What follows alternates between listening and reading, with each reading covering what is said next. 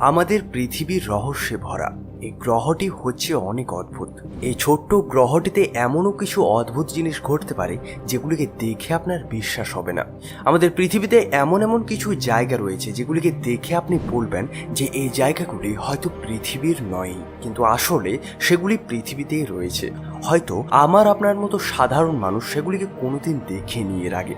রহস্য জগতের আজকের ভিডিওতে আপনাদের এমন কিছু অসম্ভব লাগে জায়গার ব্যাপারে বলতে চলেছি। তাহলে চলুন না কোনো দেরি করে শুরু করা যাক আজকের video. Haukadalur valley, Iceland.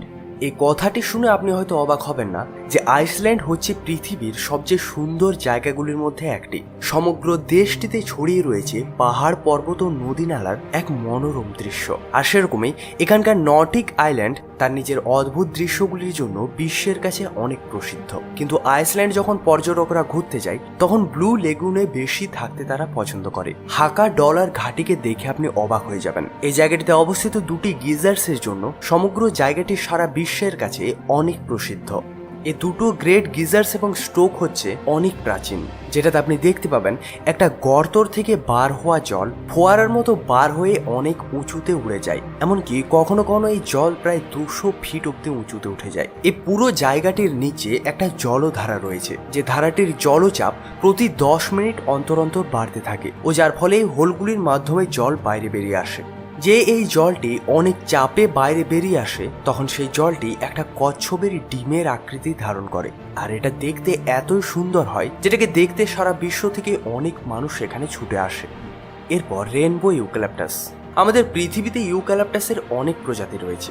যদি গণনা করে দেখা হয় তাহলে পাবেন আমাদের পুরো পৃথিবীতে প্রায় 700টির চেয়েও বেশি প্রজাতি রয়েছে, যেগুলি বিভিন্ন সাইজের এবং বিভিন্ন রঙের হয়। এগুলির মধ্যে সবচেয়ে সুন্দর হচ্ছে রেনবো ইউক্যালিপটাস গাছ, যেগুলি লম্বায় হতে পারে প্রায় 250 ফিট।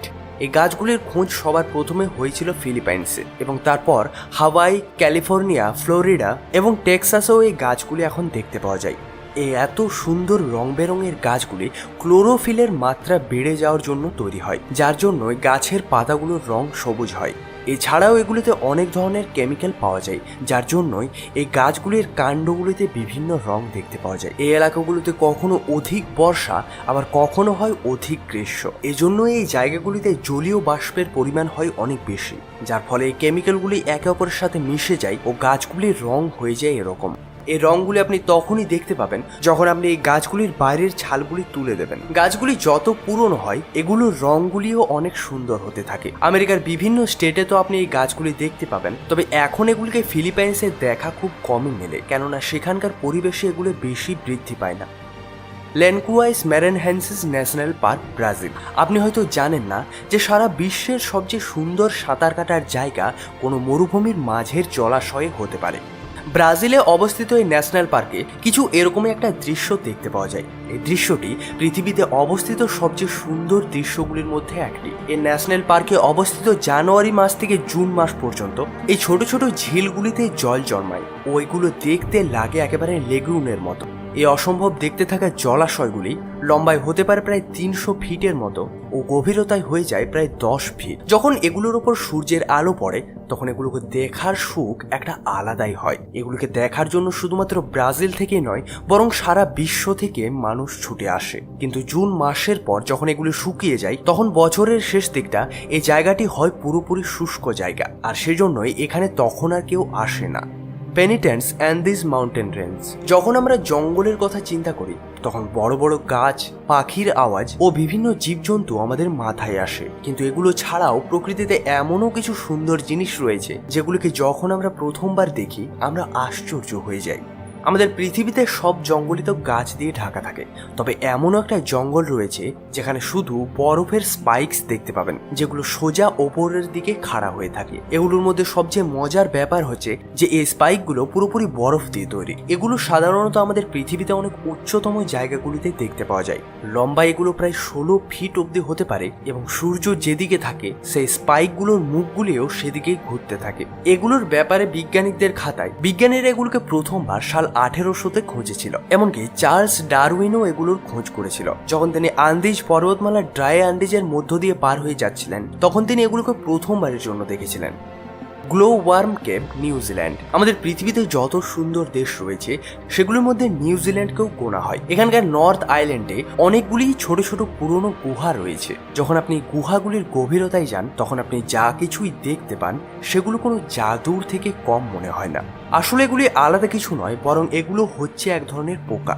এই গুহাগুলি গ্লো ওয়ার্ম নামক একটা পোকার প্রজাতির ঘর। যেমন কি নামে বুঝতে পারা যায়, এই পোকাগুলি থেকে আলো নির্গত হয় ও এগুলি নিজেদের আলোর মাধ্যমে গুহার ছাদগুলিতে এক অনেক সুন্দর দৃশ্য তৈরি করে। এই পোকাগুলির থেকে সবুজ এবং নীল রং বার হয় ও এদের শরীর থেকে নির্গত লোমগুলি দিয়ে একটা জালের দেওয়াল তৈরি করে। এই জায়গাগুলি এতই সুন্দর যে এগুলিকে আপনার দু চোখ দিয়ে যদি দেখেন হয়তো আপনি বিশ্বাসও করতে পারবেন না। আর এটাই কারণ যে এই জায়গাগুলি পর্যটকদের জন্য অনেক পছন্দের জায়গা। নিউজিল্যান্ডের স্থানীয় মাউরি মানুষগুলো পর্যটকগুলোকে এই গুহাগুলিতে নিয়ে আসে এবং তারা এই সুন্দর দৃশ্যটি দেখে অবাক হয়ে যায়। The web, Arizona.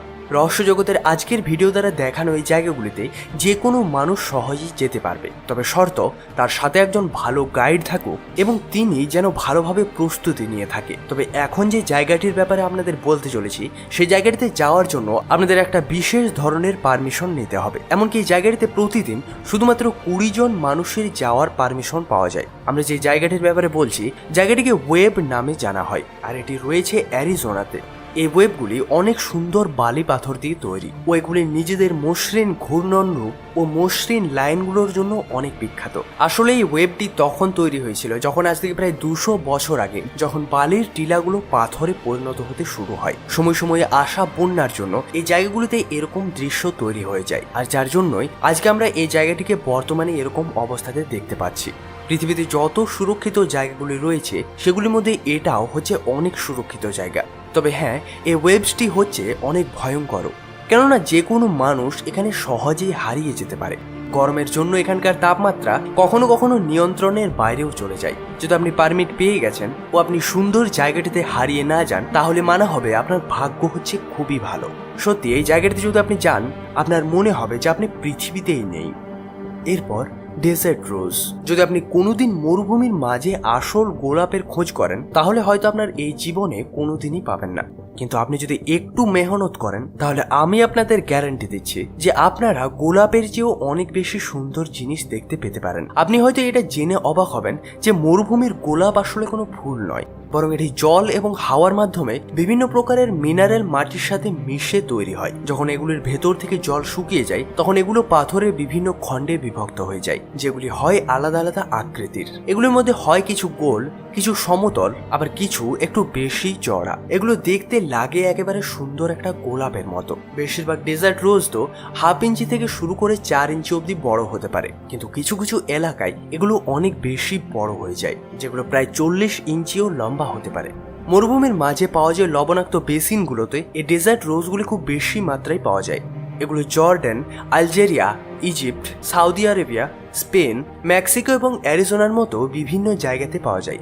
আর সবার শেষে বলবো, ভালো থাকেন, ধন্যবাদ।